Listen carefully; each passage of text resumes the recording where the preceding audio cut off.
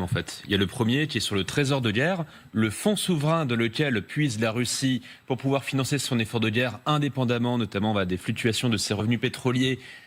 Elle en a pour 1 an et demi à 2 ans, et dès sa campagne de réélection, entre guillemets, Vladimir Poutine avait commencé à parler d'abord de hausse de taxes sur les plus riches et on pourrait parler de super profit des entreprises. Il avait dit que c'était pour financer des promesses de type social, sur la natalité par exemple.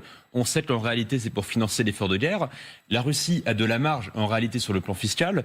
L'historien Georges Sokolov parlait de la Russie comme d'une puissance pauvre. La Russie, c'est un pays qui a toujours réussi quand même, avec des moyens inférieurs aux nôtres, à concentrer les moyens sur la puissance militaire. Elle a de la marge aussi parce que l'URSS, dont on fête d'ailleurs aujourd'hui, 34 ans jour pour jour, la disparition officielle, l'URSS mettait 20% de son produit intérieur brut dans l'effort de guerre dans ces dernières années.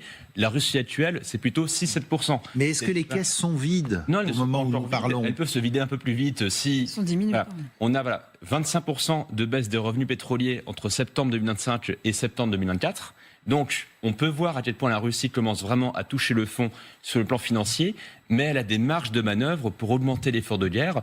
Elle peut aller encore plus loin. Elle peut aller, notamment sur le plan fiscal, encore une fois, parce qu'il ne faut pas mésestimer la capacité des Russes à descendre dans la rue. Ils l'ont fait une seule fois récemment, c'était pour les retraites et la TVA.